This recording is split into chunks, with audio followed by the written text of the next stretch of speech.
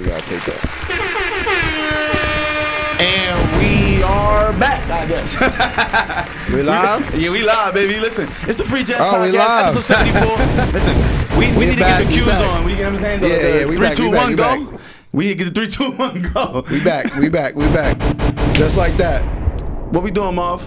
We keeping it flowing? We flowing? All right, we flowing. Listen, man. All right, we flowing. We here 74, It's 74. the Free Jazz Podcast, episode 74. FGP. G's is here. Yeah, single in the building. Yeah. We here. Listen, man, it's been a very eventful, wild week in the world. In hip hop and in the world. In the world. Let's get to the bottom of this shit. Yeah. Let's get it started. First of all, it's been a lot going on. A whole lot. I don't even know where to start.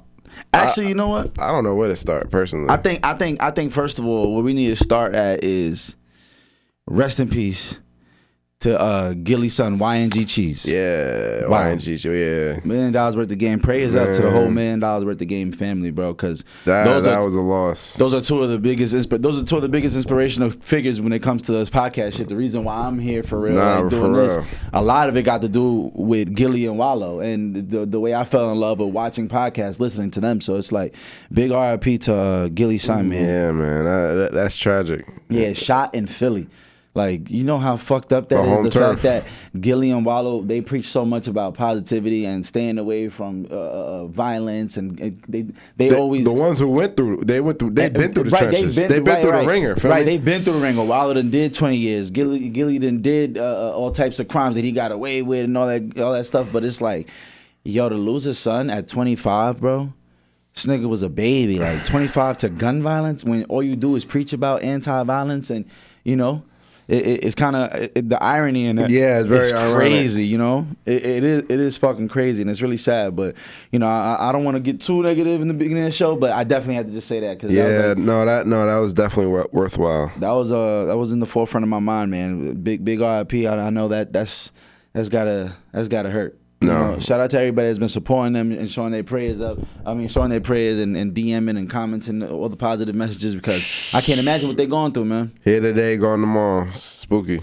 Here today, gone tomorrow. It's fucking sad, bro. Especially people like Gilly and Wallow who do so much for the community. Yeah. Who are so tapped in with the community. They don't just say it. They don't just preach it. They really are in the trenches. Yes. They are, especially like we got personal friends that have done business with Gilly and Wallow, and like they have open line communication. Yeah. Like A literally could call them niggas if he needs to. Like, yo, can I get the song on here? How much is gonna cost? Like they run business like it's personal with them. Like when you LinkedIn and you put some money in their pocket, they gonna reciprocate the energy on some like, yo, what's up, young nigga? How you doing? What you dropping next? Like they have real conversations whenever they do business. They don't just take your money and keep it moving. They're gonna sit there on FaceTime with you for an hour and pick your brain. They never get too big for their position, which is wonderful. Yeah, but yeah, definitely rest in peace to YNG Cheese, and big prayers up to the whole family, because that's tough. But on another note, it has been a wicked fucking week. So, YNW Melly, let's get to it. YNW Melly. Listen, man. Yo. Listen, if you haven't been paying attention to the trial, it's funny. The range of emotions, like going in, I'm like, I ain't gonna lie. Oh, they about to fry him. They about to deep fry him. I thought I was about to be like front row. I'm like, damn, what's about to happen? Let's see. Let this unfold. And as the trial was going on, I'm like, wait a minute. The defense is making a really good point. The defense was making a good enough point, but it was kind of vague bullshit, if you ask me. It was a lot of vague bullshit. Yeah, but all they gotta do is poke holes. They don't gotta tell a story. Right, they could poke holes, but it was a lot of bullshit compared to the evidence that the DA had. It just no. That nigga did that shit. Let's get to it. All right, they don't have a murder weapon. Okay. They don't have a murder weapon. Okay. They can't prove where and when the murders actually took place. Yeah, they can. No, they can't. Where and when? No, they don't know exactly where it happened and when, and they knew Melly got dropped off. They can't prove if the murders happened before he got dropped off or after he got dropped off. But they've been proving that. That's exactly what their evidence has been showing, is like, yo, this happened here, not there. That's why, first of all, I want to get this one thing clear because people are on the internet and they think that a mistrial means that this nigga's coming home. That's not what that means. They about to sit him on ice real quick, regroup. Yeah, I'm about to say that is not about to go what on that ice means. real quick, regroup. Listen, people are really thinking that this nigga a mistrial means that he's innocent, that he's good. No. Either way, either way. Yeah. Well, yeah. A mistrial just means that the jury couldn't come down to a definitive answer, which is a positive sign for him. But truth be told, like, this is what I've been asking anybody that comments on it. It's like, do you think he did it? Do you think absolutely. He did it? All right, cool. So what the fuck are we talking about? Like, everybody knows this nigga did it. I don't even know how the fuck the jury had a mistrial. I have no idea. Yo, somebody's got to be getting paid. Listen, I'm telling you, following the trial, like the prosecution's like. It was like I said, it was a lot closer in how everything was presented, and then how the defense presented their argument. Like, I thought it was gonna be open and shut, but following the trial, I was like, I don't know if this is really open and shut. You feel me? I think this shit is open and shut. Get that nigga the chair. It's over for that nigga, bro. I'm sorry, bro. I can't get behind a nigga that whacked two of his mans. Like, niggas out here talking about I'm praying for Melly for what? For what? Yo, what are you fucking talking about? The nigga did it. The nigga did it. I don't give a fuck what nobody tells me. This nigga did it. I think he did it too. I know he did it. Like, fuck. It's not a thing. It's over for this nigga, bro. I can't have no sympathy for him. I'm sorry. I just cannot. My heart won't let me. I don't look at him as innocent. I can't. I think he did it. But, the science is too crazy, bro. They already proved that the kill shots came from first of all, they came from the opposite side of where they said the drive-by happened. Yeah, the story and it happened within point blank range. It happened within a couple. It was somebody in that motherfucking back seat. He was the only nigga in the back seat. He was. There's nothing else to talk about. Like, he was. It's blowing my mind that people the shots came from inside the car. And niggas is really talking about praying for Melly, free Melly. No, keep that nigga. We don't need him on the streets. And that's what I've been talking about, the culture in general. Yo, bro, it's pure fuckery going on. That's what I've been talking about. Word, like, what the fuck are we promoting, son? Like, we're not doing that. That's what I'm saying, because he could put a few rhymes together. Feel me? Yeah, cold-blooded murder, and it's crazy too because the more they keep uncovering like the motives, the more it's like, oh, this shit was tricky. Like the more they uncovered like the messages and the oh yeah, and the text messages, he said I did that shit. Oh, that's literally that's what the defense's their final statement, that was how they ended it. Like, oh, and here's an admission to fucking killing somebody. You're talking about the prosecution. The prosecution. That was their final their closing argument. It was okay, and all this evidence, yeah. And then he texted a nigga, I did that shit, and texted him, shh. After what are you fucking doing? Like, what are we doing here? Why? How is this a mistrial? I don't get it. Give this nigga life. Give this nigga the chair. Get him out of here. I'm sorry. He don't feel bad for this nigga's life. I don't give a fuck. Them niggas died. They didn't even have a chance to fight for their life because you fucking clapped them in the back seat at point blank range, and then you was at a music video shoot 10 hours later, having a fine and dandy time. You're a fucking maniac. And apparently some of the witnesses testify that he went to Fredo Bang crib afterwards. No, he did, for a fact. He did. Changed his clothes, had a fresh change of clothes. Bro, all of that shit. It's like, bro, come on, my nigga. What are you doing? Like I said, I think he did it, but like looking at the trial, like going in, I thought it was gonna be open and shut. Facts. And then following the trial, I was like, I don't know if this getting paid, bro. I don't understand how it's possible. And like like I said, when they started uncovering the motives and like, so what it basically is the YNW label, the name itself was invented by one of the people that he killed, Sack Chaser, which was like his protector / big bro / just the biggest nigga in their crew that fight niggas. So they all started rapping at the same time. It just so happened that Melly took off. You know what I'm saying? Before the other two did, because it was Borland. It was Juvie and Sack Chaser were both artists. You know what I'm saying? The two that died. Borland wasn't really an artist. He was just sliding around. That's why when it came down to the deals and like them splitting the money, Borland was never even involved in conversations because Borland wasn't a rapper. He was just the nigga that was the homie. He was around, and of course he's gonna benefit off their success. Yeah, he wasn't in the litigation. Like, he wasn't in the paperwork as far as like, yo, this is what we gonna do when this check coming. But so Sack Chaser was arguing with Melly like, yo, I'm your manager. What the fuck are y'all talking about? Like, I'm supposed to be getting that 15, 20, whatever that percentage is, 15 to 20% as a manager's cut. And Melly had already signed to 100K track, which is also being mentioned all through this case. And I'm gonna be honest, I think he's gonna have a problem on his hands. Like, I think when this shit is all said and done, they're gonna be on his ass. Because I think what's gonna end up happening is Melly's gonna have to end up saying something to save his life, and that might be having to tell on everybody at that point. Like it might be having to tell on everybody. I'm not sure because it's complicated. It's a weird situation, bro. But and apparently, hold your thought. Apparently, Sack Chaser and Melly got into a fight like 2 days, the day before, in front of his girlfriend. Yeah, in front of Melly's girlfriend. Facts. Yeah, facts. But beyond that, like I said, they were talking about 15-20%, and it's like, yo, when I heard the amount of money that 100K Track's managerial account had, bro, in the 30 months after that, after Melly got arrested, bro, over $16 million were deposited into that account. They wasn't talking about no petty cheese. This wasn't a $2 million deal. No. 16 M's, and this is a nigga who didn't get to release no music. He hasn't performed nowhere. He hasn't. Imagine the kind of bread this motherfucker is missing out on. They haven't been able to sell no merch. Everything has to get put on his hold. Ain't nobody buying YNW Melly. I mean, nobody's buying YNW merch. You just got caught up in this murder shit. So everything slowed down. Imagine if business didn't slow down, bro. It's a really sad fucking situation where this could have been fucking generational wealth for multiple families, literally, and instead we have one of the most traumatic things that could happen in a rap culture. It just happened in front of our face, and we're witnessing this shit in real time. We've never seen this. We've never seen a rapper kill his best friends. We've never seen a rapper kill. Ironically, he got both of them tatted on his face. Bro, he got both of them tatted on his face like a year before he killed them. I know, that's what I'm saying. Like, what the literally, fuck? like, that was the weirdest shit in the world. That's mad weird. Because I watched him do his No Jumper interview. I saw that. And he just got him done. And I remember Adam asked him, Adam was like, yo, what's on your face? He was like, this nigga and that nigga. He was on my partner, Julian Section. He's like, oh, they died? Dude, like, no, they're my partners. They're right there. They're right there. He was like, no, they're my partners. They're right there. I'm like, that's weird as shit, dog. That's weird as man. fuck. I don't know, man. But like I said, I think he did it. But watching the trial, like it was not open and shut as I thought it would be going in. I think there's money involved, bro. It's the only way. Or it's truly just like some OJ shit where it's like, yo, this nigga's attorneys are the man. Like they figured some shit out.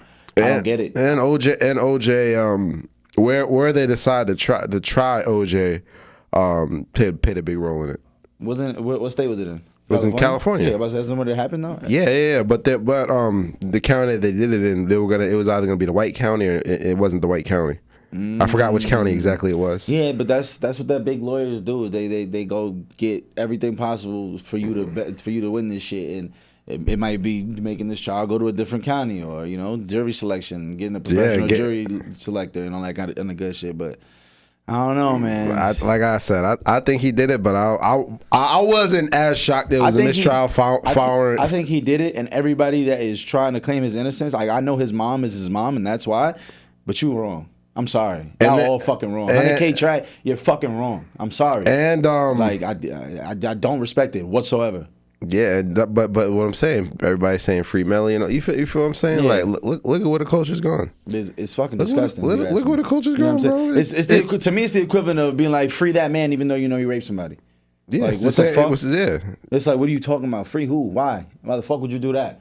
It's sad, bro. It's really fucked up. It's really sad. Or painting a mural of people who's known to be a killer. Yeah, shit that we be on. That's what I'm saying. That's what I'm saying. And you know what's crazy too? The 100K Track, the manager, YNW Melly's manager, he's also he was King Von's manager. I didn't know that. I knew he was King Von's manager. So it was like, what the fuck? This ain't got nothing but murderers on his label. Yo, speaking of King Von, what happened now? Speaking of King Von, nah.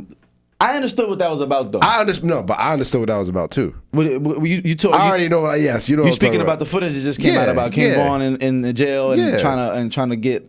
Trying to go to PC. Yeah, he's trying to go to protective custody by claiming that he was gay. Yeah, I see. Listen. Honestly, there's two sides of it. Listen, if that's who he is, that's who he. Because at the end of the day, I hear stories about that. Feel me? Men that go to jail. Feel me? They live a whole different life. Yeah. But that's not what that was, though. I know. Trust me. He was about to go with a whole bunch of GDs. I don't think that's what it was either. That's what I heard it was. No, the thing is, that's what I heard it was. So what people have to understand is, like, when people go to jail, there's like, of course, first of all, there's drugs in that motherfucker, right? And there's certain things, phones, drugs, things that you need to get access to. Wait, all right. So people who don't know what's going on. Right. For people who don't know, there's footage leaked where King Von was in jail, and he was talking to the staff, the corrections officer, and telling him that he was gay and that he wanted protective custody because of his sexuality. Right. And then he was making all these comments and remarks of being gay. Yeah, he was wilding. Yeah, he was like, he was literally screaming down the hall like, "I'm gonna fuck you too." Yeah, he was talking I was trying to suck that dick. Like, yo, but listen, what I was trying to say is people use them kind of tactics to get to a different part of the jail they need access to. I believe it. And instead of him PCing up and telling people he was scared, he'd rather be like, "Yo, I'm gay," which is enough of a reason for them to move you because they know that you can be assaulted in, especially in these jails. And but so rumor has it that he did that in order to get to the PC dorm. In the PC dorm, there was some waiting for him, aka drugs. So that's how people do that. People do that kind of shit all the time. Like that's not rare. That's not rare at all. I heard they were gonna put him in the GD dorm and fuck around and get him whacked. I don't think it was out of fear though. You never know because the people who said it were truth be told, we really don't. We really don't know. We really don't know. And people are gonna try to put smut on his name and all that. But knowing his legacy as being a tough guy, I don't think it was necessarily out of fear. Maybe it was, but just judging off the listen. It sounded like he was trolling when you watched the video. Like he didn't sound like he was in fear. He didn't sound like he was actually gay. He's clearly just like being funny. But he knows that's enough of a reason. Like in jail, I could literally just say, "I want to kill myself." Guess what? They're gonna put me in a fucking. They're gonna put me in solitary confinement. Yeah. So instead of me, if I'm scared, I wouldn't even have to say, "Yo, I'm scared. Please." They're gonna go beat me up. Be like, "I'm gonna kill myself. I'm gonna kill myself." And just take a bed sheet, wrap it in, and put it around my neck, and be like, "I'm gonna kill myself." They have to take you out. They have to. There's certain things that they have to oblige by. The second you say, "I'm gay and I'm afraid," they have to move you. They have to, and then that's what motherfuckers do. Like motherfuckers that if you scared and you think you about to get your ass whooped by a bunch of niggas.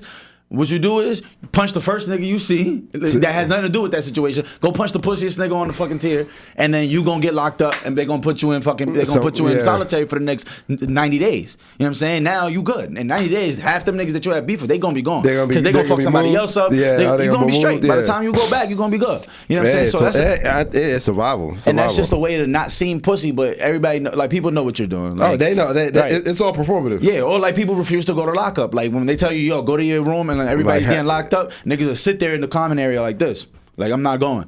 And they'll be like, "Well, if you don't go, you have to go to solitary confinement." And niggas will do that. But that's a way of rolling up. That's what they call rolling up. That's a way of getting the fuck out that room because you scared. But you just don't want to say that.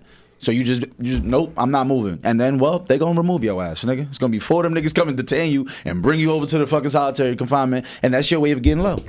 But I want to know why the video dropped now? Why that video leak now? I don't know. And that's what's spooky, bro. You know what they saying is well, first of all, Vaughn's been under investigation since he was fucking born. You know what I'm saying, bro? Yeah. So and all the FBG, remember, FBG Duck's murder led to a whole O Block indictment. Yeah. You know what I'm saying? Where it's like 5 of the most prominent members of O Block was indicted, and King Vaughn was supposed to be part of that indictment. He was supposed to be the head of that indictment, actually. Oh yeah, because now they're alleging that he put $100,000 on the murder of FBG Duck, like he was the one who paid for that. And what they're saying is, didn't Duck died after him, before him? Duck died after him, before him. No, my bad. They said Lil Durk put the 100. No. Duck died before. You sure? Okay. Anyway, keep going. Yeah, because Duck died like November, and then Vaughn, I'm high as Duck. Facts. Oh, Duck, yeah. No. Duck died in like November. Vaughn died, I think, like January, February, a couple months later. Okay. But no. It was supposed to be Vaughn. They said put the 100K on his head, and they said Vaughn and Dirt. But this is where I'm going. This is why this footage is coming out, because they're saying that through all this investigation, what they're doing is looking through all his files, all that shit. They're looking through everything. And what people are saying is they're really investigating towards Dirk now. So it's like I heard allegedly, you really can't believe everything you hear. Yeah, that's a fact. But allegedly that Vaughn was going to be indicted with a few murders. Yeah, the Oblak shit. But they would connect that to Dirk. But since Vaughn wasn't alive, they didn't have enough evidence to connect that with. I don't know. Yeah. But I don't know if they're still compiling. It's a bunch of all that shit going on. But what I do know is for them to be looking up, why are they looking up footage of a nigga that was locked in 2017? Why are they looking? That means somebody's investigating all the old records, all the old footage, all the old everything, And guess what? Dirk's gonna be in the middle of all that somehow, some way. Why? Because Dirk's the reason why we know who fucking King Von is. Dirk is from his neighborhood. They've clearly split a lot of bread. They've caught cases together. Don't forget they caught that armed robbery. Yeah, I remember where Von shot at a nigga, and that was on 4K camera. Dirk only got lucky because Von. Well, I don't want to say he got lucky because Von died, but essentially his freedom, he lucked up freedom wise. Because Von died and pretty much the whole rap ended up on Von, but Dirk wiped the clean slate off that shit. And it's like, bro, it's spooky, bro. For that footage to be coming out 6 years later, what's going on? What's going on? Who's watching? Who's looking? Why are they looking? Why? You know what I'm saying? So, I mean, hopefully. But I say that to say what we were talking about before, you know, they got murals of people allegedly, and, you know, what we glorify and people we big up. You know, it's the culture in general. You talking about the Free Melly, like, come on. It's fucking scary too, man. And shit, I just thought we going jail to jail because damn, Herbo. We gotta talk about Herbo. Oh man, come on, bro. Whoa. Let's talk about it. First of all, bro, he was out here private jets, vacations. Herbert, I gotta holler at you, Herb. How the fuck you get 5 years for some fraud, my nigga? That's a lot. I'm not gonna lie, that's a lot. Yeah. Especially for like, they said allegedly he got like 1 point something mil. I thought it was more than that. Allegedly they accumulated over like 1 point something. I'm pretty sure it was like 1.5. Bro, what are you doing fraud for, bro? What are you? It was the pandemic. This was all during 2020. I know. Everything they found him for, they got him for Frenchies, private chefs, private jets, vacations, like, all the PPP shit. Shit that niggas was doing during PPP. But wow. I guess he just didn't feel like paying. You know what I'm saying? Like, I guess he didn't feel like paying. Bro. Bro, everything's better when it's free. Bro. I think you know that. Yes. Everything is better when it's free. Yes. But he doesn't have to, is what I'm saying. No, it's really sad too because he got 3 kids. I know he do. And it's like, yo, bro, 5 years in the feds is crazy, bro. And 2 years probation after that. Well, bro, I mean, that's whatever. 5 years in the feds is ridiculous. Yeah, and 3 years probation. So he gonna be in the system for the next 8 years. But yo, 5 years, fed time, 85%. That means he's gonna do at least about four years in a couple months, 4 years in like 2 months, 4 years. And that's if everything goes well. Bro, 4 years? Are you kidding me? For some 1 point something mil that you probably make on a yearly basis off of all the revenue you got. And like, and Herb, he's smart. Like, feel me, bro? And that's, you know what it is. I think he fell victim to being guilty by the moment. I feel like him being around the people he's with is what led him into that situation. If he was by himself, what the fuck would he need to do all that for? If it was just him and his wifey, I'm sure he can afford to just pay for first class flights instead of private jet. He could have just paid for a regular a chef and all that. But no. It's phone him. You know what I mean? You got gang here. It's 10 of us. I'm not paying for this shit. Phone him got good scams. They got this shit going on. Fuck it. We just gonna do it. Whose name we gonna book it off? Oh, the millionaire. Because that's the only fucking way we're gonna be able to make this make sense when the fucking feds come looking. It's probably what they was thinking. How the fuck, like almost on some Juice WRLD shit where it's like, well, my man's a millionaire, so if we book a private jet through him, it ain't gonna look weird. Why? Because it's Herb. He flies private jets. That's called being. Watch your surround. You gotta watch the people you around, bro. Yeah, it's so. No, when this news broke, I'm like, what? Yo, 5 years. That shit broke my heart, bro. 5 years is crazy, bro. For some fucking fraud, my nigga. Fraud. Like, that's a lot. Like, what kind of fucking lawyer got you 5 years for fraud?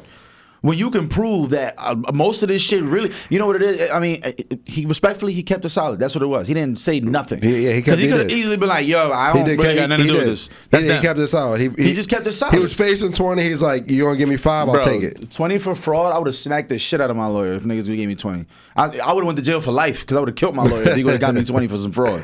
20 for fraud is crazy. That's what they were offering. Yeah. That's what he was facing. That's what he was up against. Yeah, that's what he was facing. But you know, they always throw you some crazy fucking. That's what they do. They want you to plead. Over 90%. Yo, pleading guilty to 5 years. That's what they want you to do. It's all about conviction rates.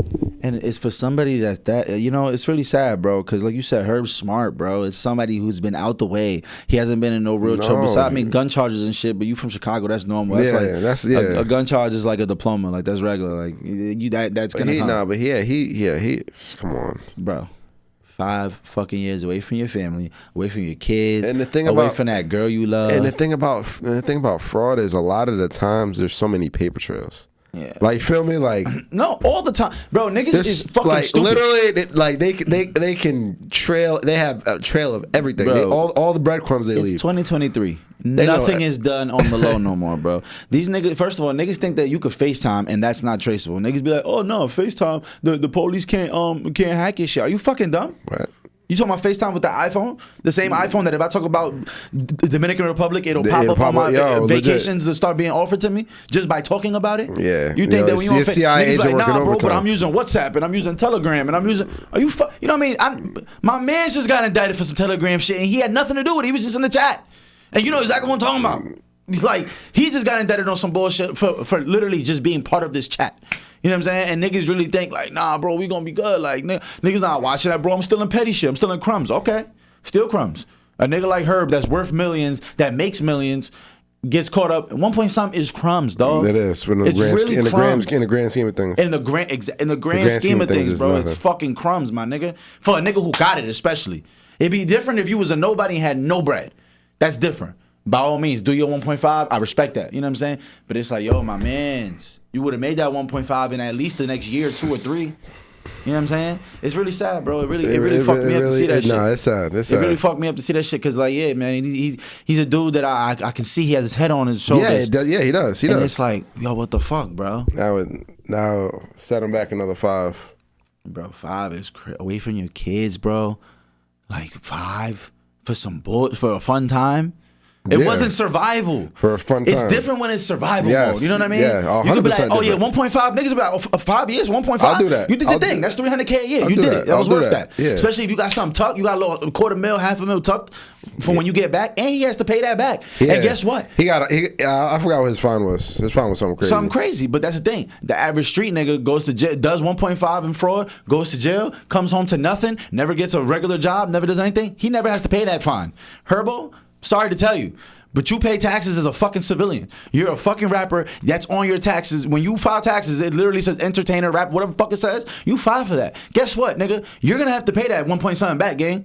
And guess what? Phone them, they're good. They're not ever paying $1 back. You make millions, you're paying that bread back, gang. No, you have to report. Oh, what you going to do, never rap again? They going to come take it. Even if he don't rap again, his residuals is coming in from his master.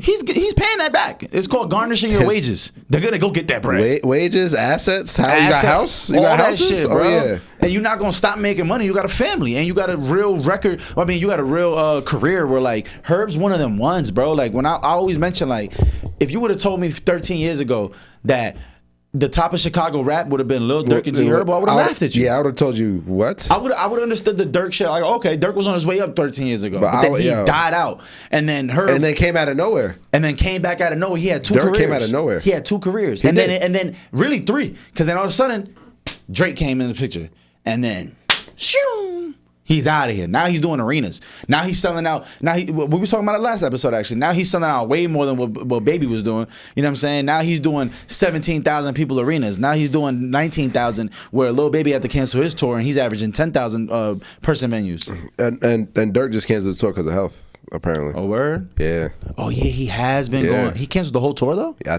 Or maybe a couple dates. Shows. He been canceling shows. Yeah, maybe a couple dates because canceling the whole tour is crazy. It's his health. I don't know. Oh. Wow. Speaking of Dirk's tour, so Dirk's supposed to be going on tour with Kodak Black.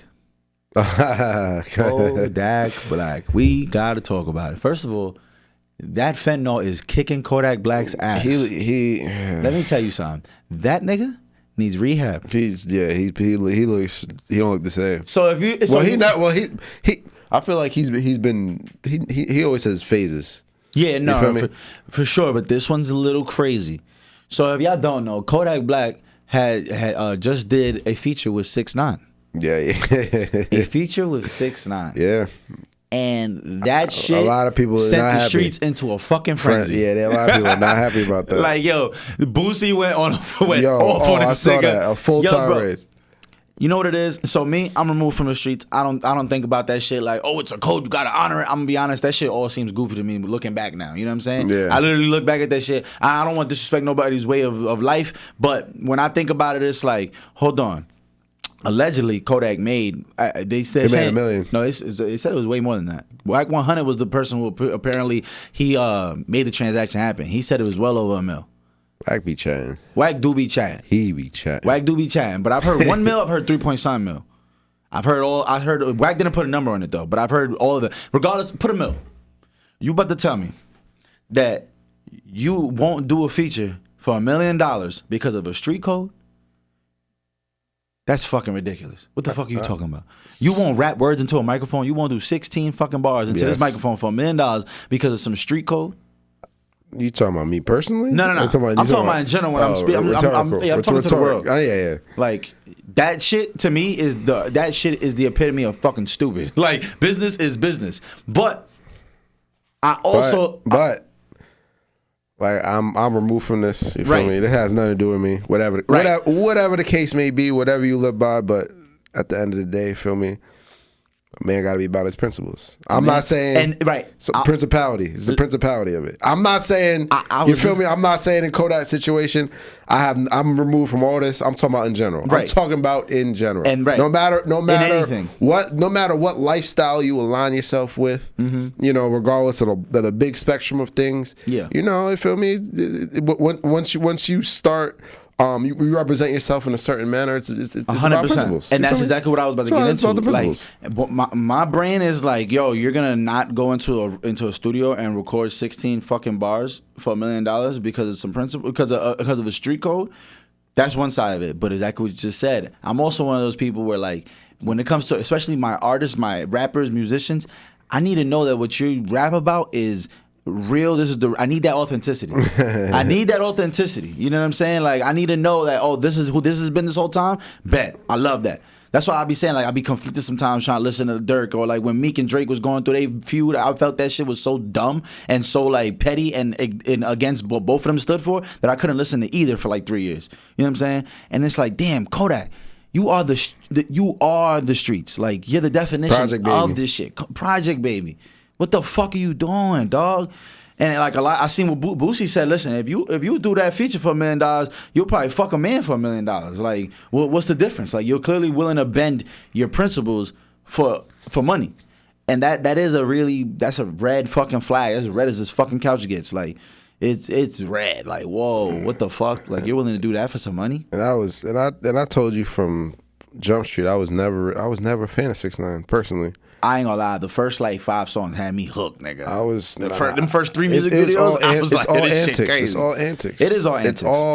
It's all antics and whatever the case may be. And you know, like he listened, his whole claim to fame, and he climbed the ladders based off beefs. Based off shock value, that's all it was. That was his whole, and he stuck by it. I mean, I respect it, but at the same time, he said, keep that shit away from me. And he said he's been saying some crazy disrespectful stuff to people. Feel me? Yeah, for sure. I don't respect that. Yeah, I don't respect that climbing the ladder to fame and fortune by the way you disrespecting people. I don't respect it. You don't respect that. I'm not even talking about the snitching. I'm not even talking about that. Right. No. I'm not even talking about that. I'm talking about like just the way you move, the way like you trolling people. Like, you talking about real people right here. Feel me? Like, you're really out here disrespecting people. That's what I'm saying. That's your claim to fame. Feel me? Jumping and stuff has nothing to do with you. Nothing to do with you, gang. Nobody was talking about you. You feel me? Nothing to talk about you. But you want to insert yourself in the middle of it just to get the shock value. You feel me? I don't respect that. Personally, I'm not even talking about the snitching. Yeah, I'm not even talking about that. Nah, facts. It's fucking wild, man, to see Kodak end up doing that. It really is breaking a lot of shit. It goes to show that all of it's a facade.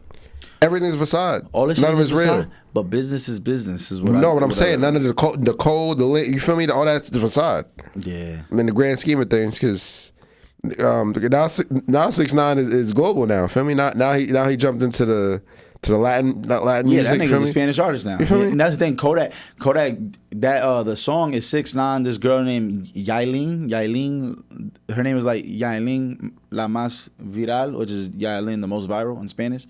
And like, apparently she's fucking huge. She was actually, if I'm not mistaken, she's Anuel's baby mother.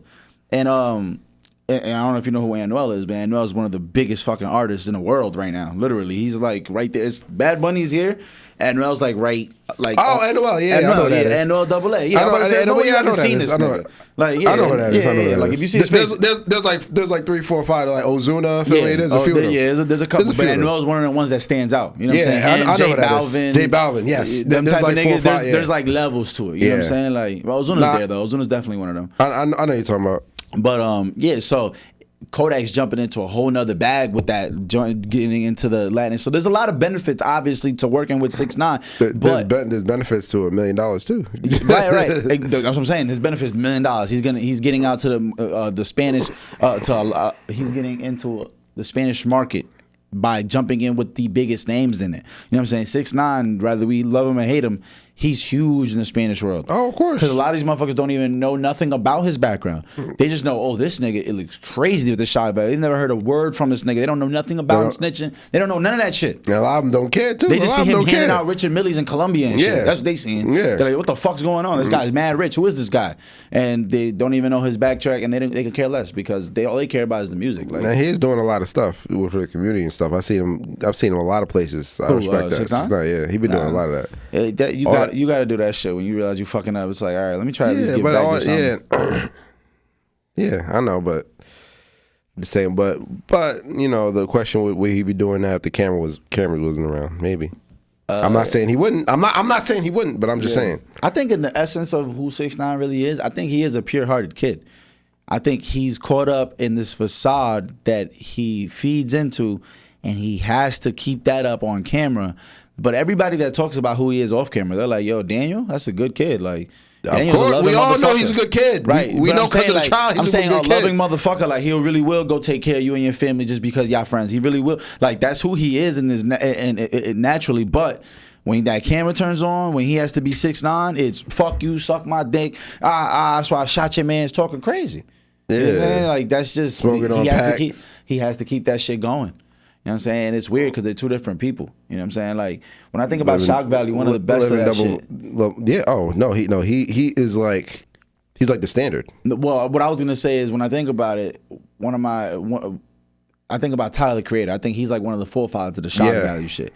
As far as like, he did it in a way where it was different. It wasn't just, I'm not about to just tap my face. No, I'm not going to just paint my dreadlocks pink and gold. No, I'm not going to do that. He did it in his own way. He ate a fucking roach. This nigga started a fucking carnival. He started a TV show. Like, and the TV show was straight shock value. It's like Jackass, but black people. Yeah, it was. It's just young black niggas doing Jackass shit. Like, literally. But like, his way of his shock value is just different. His music videos, like, he found a way to do it organically, and it's really him. That's him. Yeah, it's authentically him through and through. On and off camera, that's him. That's him. I remember. I'll never forget. I actually, it was right around 2012, like like April 2013. I remember it was actually like 420. And my first time in LA, I'll never forget. I had this camera on me and everything. It's me, my son Bass. Shout out to Uncle Bass. You know what I'm saying? My son S was with us. We right on Fairfax. And we pulled up to the Golf Wang store. It was when they just opened that bitch. You feel me? And we pulled up because we know that they usually be parlaying around there. Because back Fairfax used to be a fucking movie. I don't know how it is now. I've been in LA in like 3 years. Yeah. Yo, we get to Fairfax. Sure enough, who's in front of the store? The whole Odd Future, nigga. Tyler, Jasper, Taco, fucking Left Brain, fucking literally everybody's there. It's like 7 of these niggas. And I'm like, yo, what the, like, I'm 13. I'm not 13, 2013. I'm like 18, 19. I'm like, what the fuck? I'm in shock. As soon as I'm like, yo, Tyler, what's the word? And he literally just stared at me like, I'm like, yo, mind you, I got the camera out. I'm recording. I'm like, yo, what's the word, bro? Like, what's good? And he's like, and then I'm like, yo, Jasper, what's up? He's like, my name's Michael. And just walks by. I'm like, yo, these niggas are fucking hilarious. Like, these niggas are trolls. Like, Tyler literally stared at me like this for like 5 whole seconds and was just like looking through me and just walked right past me. I'm like, what? And I didn't mind it. It didn't feel like he was being rude. I'm like, this is exactly who I expect this nigga to be. Yes, exactly. Like, I would have been really upset. He's like, hey, how's it going, guys? Like, actually, no, that would have been him too. That would have been right up his alley of who the fuck he is. No, but he did a good job with that. And I'm a fan of his music too. No, yeah, Tyler is definitely dope as fuck. He really is. But it's funny because he hit the boat at the right time. He wouldn't be able to allow to be who he is nowadays. Hell no. They would have cancel culture. They would have canceled his ass. His merch literally had swastikas on it. Yeah, his merch. He was selling that. Like what? Upside down crosses? Are you fucking shitting me? Raped a pregnant bitch. You thought I had a threesome? Yeah, he definitely did say that. I raped a pregnant bitch and told my friends I had a threesome. Wow. Yeah, shit like that. You know what I'm saying? Damn. Ooh, they not having none of that. Yep. He peaked at the right time. Nah, for sure. At the right time. Like people don't even realize, like, yo, Tyler got Grammys. Yeah. Tyler got Grammy. He got DJ Drama a Grammy. Yeah, like, he does. He really does. Like Tyler's different, bro. He has so much respect. Anytime somebody works with Pharrell, just know they're one of them ones. They because he don't work with anybody. Pharrell don't just jump on Pharrell don't just jump into nothing with nobody. And like, yo, Pharrell, when you think about what Tyler created, no pun intended, like Odd Future has crazy fucking reach, bro. It does. Like when you think about all the artists that came out of there, like people don't even realize, like, yo, Frank Ocean is from Odd Future. Yeah, Frankie Ocean. And Frank Ocean is one of them fucking ones, apparently. I think he's overrated, I'm gonna be honest. But he's one of them fucking ones. I think he's very, very talented. I don't know about overrated. As fuck. I ain't gonna lie, I be wanting to punch Frank Ocean in the face. I want to punch him and his fans in the face. And I love some of his music. But to me, Frank Ocean got about 5 good songs. After that, I don't know how the fuck he's headlining Coachella 5 years from now and shit like that. Like, but the thing about Frank Ocean is like he was here and just disappeared for me. Bro, he drops an album every fucking 8 years. He was here and then disappeared. But I don't think he's overrated. I feel like him, Brent Faiyaz, like I can fuck with certain songs, but they have a style that I can't get behind too much. Like sonically, it just don't be there for me. It's like, yo, where's the chorus? Yo, what happened to the construct of a song? All right, cool. Like, why are you just flowing? But he, they asked Tyler when he know that Frank Ocean was gay or different. He was like, yeah, I kind of knew it because he liked the Pop-Tarts without the frosting. I'm like, what? That is a good sign. That's a very Tyler Creator answer though. I knew he was different when. But I mean, yeah, Frank Ocean being part of his reach, fucking Sid and the internet. The internet, yes, is part of his reach. It's part of our future. That's all part of that reach. You remember? Earl had some. Earl had a run. He had a run, but beyond Earl, I'm thinking about people that are relevant to this day. The internet, Sid, Frank Ocean, fucking. But the thing is, I think Frank Ocean has such a core cult fan, so he'll always be relevant.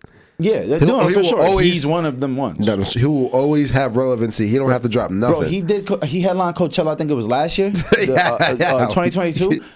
Bro, they booked him for that in 2018. He hasn't dropped the album before that or after that, or in between that. But they were like, yeah, we could book you 4 years from now. Like, what? Yeah, that's how it is. You know how fucking amazing you have to be? Yeah. To get booked 3-4 years in advance? Like, what the fuck? And they know you're not dropping shit? They know you're not and you headline Coachella, we're not talking about 100K. You're talking about 1.7 million. Yeah. You don't headline Coachella for less than an M. And you don't headline Coachella unless you nobody. Because guess what? There's gonna be a lot of acts. In Coachella. So if you headline in Coachella, you got to be one of the ones anyway. And people who don't know what Coachella is basically the all. It's a conglomerate. It's like the white version of Rolling Loud. Yeah. It's like the more mainstream version of Rolling Loud. I don't want to say white version. That's no. Wrong. It's the more mainstream version of Rolling Loud. You know what I'm saying? Where instead of having fucking Lil Uzi, Playboy Cardi, and fucking Kendrick at the end of the night, Kendrick's good at that. Well, instead of having they'll have Beyonce and Frank Ocean and fucking, you know what I'm saying? Like just a different level of mainstream artists. You know what I'm saying? Kendrick is definitely on that level, but just a little different, you know what I'm saying? Like it won't be no fucking Lil Uzi headline that bitch no time soon. You know what I'm saying? But yeah, man. When you think about Tyler's reach, like even his boy Taco is on one of the biggest shows. He's one of the main characters on the Lil Dicky show. Taco, like Lil Dicky show is one of the biggest shows on Hulu on TV right now. For us, it's one of the most successful. And Taco is a successful actor through that. You know what I mean? Like it's crazy the amount of stuff that they've accomplished, starting from a group of kids. Yeah, like literally kids. Like Yonkers, when Tyler the Creator did Yonkers, bro, he was 19. He made that song, he was 17. But by the time it debuted and he made a video and it got lit, he was 19 already.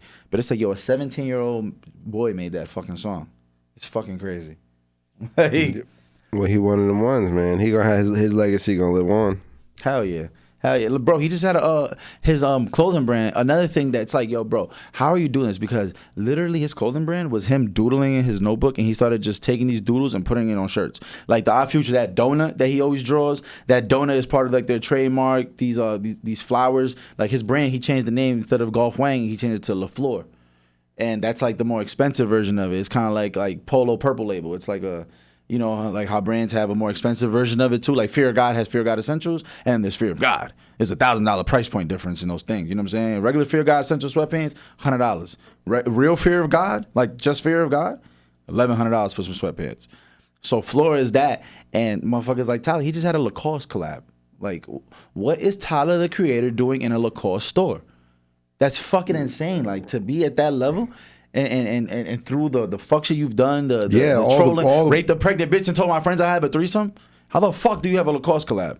Like, came a long way. Yeah, bro. It's like when Gucci Mane did the Gucci the Gucci collab, and it was like, yo, y'all was just trying to sue me 15 years ago, change my name, and now I'm on the front cover of this shit. Like, it's dope to see the progress and like how people are able to go past, like to wash up whatever happened in the past, and we just gonna move forward because that wasn't that serious. Let's just go with this. You know what I'm saying? Like, it's about growth. It's all about growth. Gucci's a perfect example about growth. Yeah, Gucci's a great example about growth, but Gucci, every time I see him, I'm like, yeah, that's a ticking time bomb.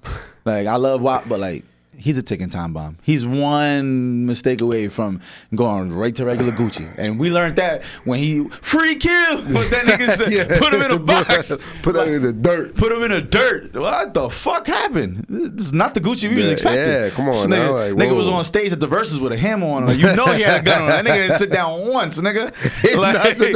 No, he did not sit down once. Not one time that nigga was on go. Like, it's like, oh, okay, that's still Gucci. Yeah. There's no clone. There's none of that shit going on for sure. But nah, definitely growth. He been sober ever since. They say that. I don't know what sober is, man, because people really think Future don't do no drugs. Like, I think that's the funniest shit in the world to me. Like, oh, y'all niggas think this shit is, you think he's just naturally making this shit? No. You think his name is Future Hendrix for no reason? You think it's because he plays guitar? Because he doesn't. It's Future Hendrix because he's on fucking drugs, nigga. Pluto. Right, Pluto. You think a nigga named so Pluto because he's not high? That nigga is fried. He's in the space somewhere. Yeah. Shit, it's fucked up how much. Speaking of Future, Future's petty. What do he do now? Future's petty. What do he do now? You ain't hear the verse with Quavo's song? Nah, what do you do? What do he say? he's still saying fuck Russell. It is fuck Russell. He mad petty. Listen, but I ain't gonna lie, bro. Future's my favorite rapper though. Yeah, Future's my favorite rapper. Yo, that verse was like, nah, I don't. He doesn't make sense. He cheats. He's unbelievable. No. But he's mad petty. He's mad petty, and it's funny because Russell Wilson, he said, "I'll be really in his field, fuck Russell," and then Russell Wilson, he posted a picture with baby Future at the arena, like I love being a dad or whatever the case may be. I'm like, yo, that's funny. That's petty. Touche, my nigga. That touche is touche. Touche. That's how you clap the fuck back. That's how, yo. He's like, the best thing about these days is being a dad, or some Russell Wilson ass quote. Damn, that hurts. I know that hurts. That fucking hurts. It's fucked up, man. Because it's like when you're that great at anything, people don't realize the amount of sacrifice it takes to be great at anything, like that level. You know what I'm saying? Literally. Anything, like anything. I was just watching this shit on Netflix, man. It's I think it's called like Quarterback or some shit. Oh yes, have you seen it? I've seen fire, that shit is damn fire. Fire, bro. That shit is fire, and it is produced by Peyton Manning, and I like how they have 3 different tiers of quarterbacks. That's what I was. That's what I love. They got the ass nigga Mariota who was amazing in college, came to the NFL, ass lost his job, came back, all that shit. Kirk Cousins, most middle of the pack. High middle of the pack. Yes. Like talent is there, but he be fucking up. Eli Manning style. Like, but yeah, he plateau. Elevate, feel me? But he ain't gonna get like he's like a Tony Romo. Feel me?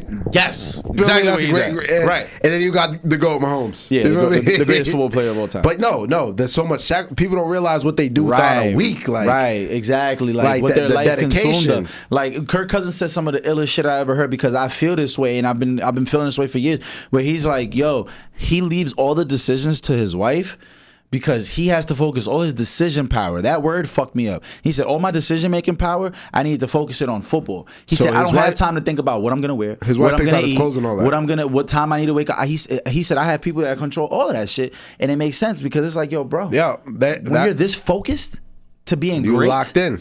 It's a different level. Mark Zuckerberg only wears one t-shirt, one color. Because he don't want to waste his decision-making powers on what he's going to wear that day. Right, because that really do Barack consume Obama your time. has 2 different suits. Really? 2 different suits. Wow. A black suit and a navy blue suit. He doesn't want to have to think about what when you're that locked in. It's a different level. It's a different level. Yeah, it's a different level. And what am I gonna wear today? No. I already know what I'm gonna wear. What am I gonna? It doesn't matter. No. I don't want to exhaust all my brain thinking power of these little minute things. Yes. When I got a huge goal ahead of me. I swear, bro. That is a different level of locked in. And I felt that way, but in different things where like clothing not that big, but like when it comes to like texting and doing other things, I realized like, yo, I don't have the brain power to give this any more than a second of thought. And even that 1 second is bothering me because it's making my head hurt. It's conscious. Now I got to really sit there and think about it. Even if it takes a couple seconds out of my mind, it's like, nah, I got a million other things to do. And I'm in love with the idea of feeling so busy. Like I love the overwhelming feeling of being busy. Like I thrive off of it. Like me too. Not being right. Like I need that feeling in order to even though it's like it feels like you're not accomplishing anything. You're moving at 1,000 miles an hour, and you're getting so much done without you even realizing because you're constantly planting seeds, watering, and even if it's just a quick thought, boom. All right, cool. How do I do that? All right, I didn't get to post this clip today. Let me hit sync. Go text. Yo, do you think you can post this clip? You think you could do something? All right, cool. That handled that. Just little shit like that. Keep snapping at it. Keep going away at it. Like, yo, we need to do this. Yo, we should do that. And then feeding it to people like you or like people like Marv, like people that help you put shit in motion without you. Delegation. Right. They that's do the word. shit. Delegation. And like, all right, that's handled. Bet. Now I can think about this and I can handle this. You know what I'm saying? Delegation is the key word. That's why in order to go to the next level in anything, you can't do it by yourself. No, you can't. You can't, no matter what arena it is, because you need people. You need people who can make those decisions when you're not able to, or make those decisions to free up your time so you can do something else. 100%. You need people that you trust to make those decisions that like, boom, okay, I don't got to worry about this because they're going to handle it top notch. So that makes free up time to do something else. Yeah. And another thing about staying busy is I have to get better at myself is I love staying busy and staying productive. But sometimes I'm just doing busy tasks and not doing the most important tasks. That's one of my problems. That's one of my problems. I know that I need to be doing this, but instead of doing this, I'll do something less important and tell my mind I'm still being productive. Yeah. Or I'll tell my mind I'm still being productive. I swear. Or I'm being productive in this arena, even though I need to focus on this arena, and then I'll justify not doing anything in the arena I'm supposed to be doing it in because I'm doing something over here. Facts. You feel me? I'll be like, in my regular job, I should be doing that's more important stuff. 100%. But right now I'm doing my file, which I should have been doing. Yeah. Oh, I did my file, so that means like no. You just skipped out on the most important thing. Yeah. It's about being busy, but it's about knocking out the most important stuff that you should be doing. First, for sure. And then delegating. It's I read a wonderful book about it. What you need to do is write it on a piece of paper, the stuff that you need to accomplish. Write it on a piece of paper, stuff you need to accomplish. Start by the day, then write by a week, and then monthly, and then quarterly. You can do yearly if you want, but write the most important things, right? Number them, most important, least important. The top 3 things that are most important, do those things first. Right. When you get up. Do those things first. The next 2 or 3, delegate. Delegate. That's when you have obviously you have a team. Delegate to areas where it can be delegated, and the rest is just filling. If you get to them, you get to it. But if you can wake up and do the most important things throughout the day first, then it's already a great day. It doesn't matter about the rest, anything else you do the rest of that day, because you can be pulled in so many different directions during the day. You know, and sometimes we like to BS and not do the most important things first, and then we get lost in our day and it gets lost. But if you wake up doing the 3 most important things that you can do that day, then no matter what happens the rest of the day, you feel accomplished. You feel me? No, 100%. You feel me? I definitely go through that a lot, where it's like sometimes like I have a client cancel and then it'll be early for me, and I'll be like, you know what, I got a lot of time right now, and let's say I don't get to do another tattoo, I'll be like, all right, since I don't have enough time to do another tattoo that'd be worth the time, I'll go work out. I'll go and I'll be like, all right, let me post 2 videos on YouTube. Let me post a couple clips. Let me get something on the gram edited. Like, let me just do something. Let me post a promo for my tats. Let me do something to feel productive. You know what I'm saying? And I'll do the same thing where it's like, I'll be like, oh, okay, I might have not made X amount of dollars. I might have not reached my daily quota today, but at least I did this, and that. That helped me feel productive in these fields, you know. So it's definitely something to work on. I think everybody should, but I feel like the average person is worried about maybe 2 or 3 things that's actually productive a day, and that's it. And like your brain don't go past that. Like, did I get to work on time? What am I about to eat? And who am I joining 2K later to play with? Like, that's about all your day is going to be consumed about. That's what your life's going to be about for the rest of it, until you start thinking about what else can I do to progress? What do I want to do? What do I want to be like? One of my first questions when I meet people, especially women, I ask them like, where do you see yourself in 5 years? And after they answer that, what about 10, 20? And that should tell you a lot about people. You know what I'm saying? Like, even though they might really have no idea. They might just be giving you some bullshit answer. But like, then you also you can feel that too. You have no idea what the fuck you want to do in 5 years. Like, you're completely lost, and that's fine. There's 100% fine. There's nothing wrong. There's nothing wrong with that. No. Everybody's trying to figure stuff out, but. Do you have the drive?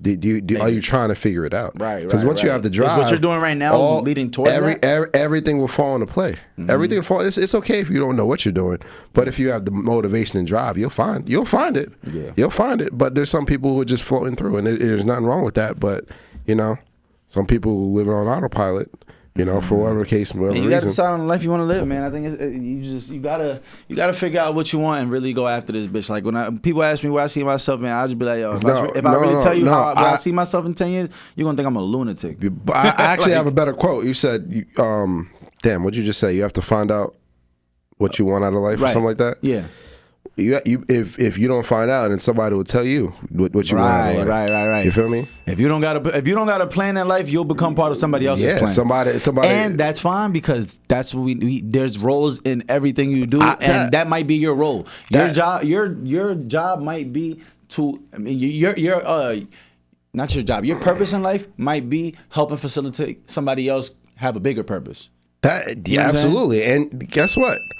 And your role in life might be to put the best situation is for your kids. That might go. Everybody's purpose, everybody's wants, desires are not the same thing. Yeah. Not everybody wants. You feel me? Told, none of this shit moves without the working class. None of this shit moves without the people that don't want to be billionaires, that don't, like, this shit wouldn't move if there was nobody that's trying to work at these positions, these manager jobs, and these bank tellers, and the fucking assistants, the teachers. Like, what would life be without teachers?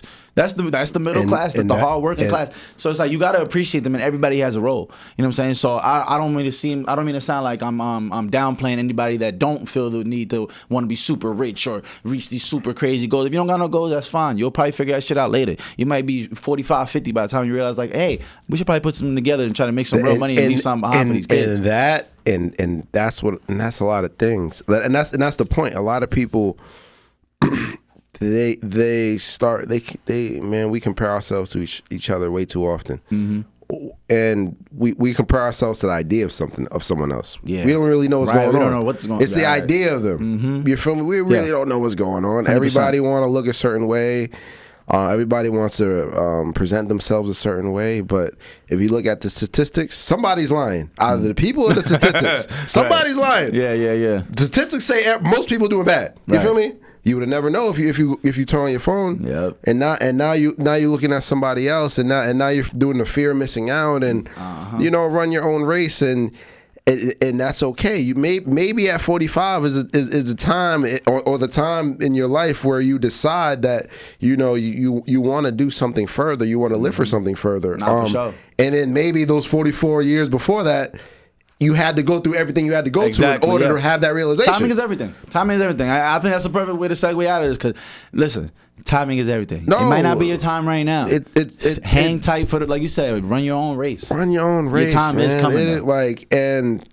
And that's really important, and that's gonna that's gonna really help you decide of who really is around you, who wants to be around you, the core people around you. When you're in that moment, when you're kind of floating, you don't really know what's going on, whatever 100%. the case may be. That means they're really there for you. Yep. You feel me? A lot of times you see a lot of these celebrities, overly successful people, and they don't know the people around them are there for them. Yeah, that's the worst feeling. Yeah, I think that, me personally, I think being super successful, super rich, and not knowing the people around you are for you is a lot worse than living paycheck to paycheck, being around loved ones. If you ask me. Damn, yeah. If you ask me. Ding. I think I can see that. I personally think. Hell yeah. I personally think being around loved ones, living paycheck to paycheck, you know people are there for you, rather than reading a top pinnacle, being around all yes men who have their hand out. You don't know if people are backstabbers. You don't know if this woman's for you, or she's just been plotting this whole time. Oh yeah, for sure. Nah, I see what you're saying. It's that territory gets spooky, and you think this person is exactly in strive, and you might want to strive for them to be like them in the success realm, but deep down inside they lonely. They know they don't have anybody. They know to the core they have nobody. Facts. Like they say, the top is very lonely. It's very lonely. You know what I mean? But yeah, it's a perfect way to segue out of this, man. It's been episode 74. I realize I know we're pushing up on time, man. But we appreciate everybody that's been tuning in, man. It's been episode 74 of the Free Gems podcast. FGP, baby. We gonna jump back in this. We gonna see what's going on, man, because we gonna have a whole lot of more news by the time next week rolls around. Who knows? The way hip hop is moving, you never know. Lil Durk might have a feature with 6ix9ine by the end of this week. Who knows, man? But appreciate y'all. Yeah, keep thank you guys. Keep liking, subscribing, all that good stuff, man. Shit. We gone. We gone. We out of here. We got work to go do. I know you got a whole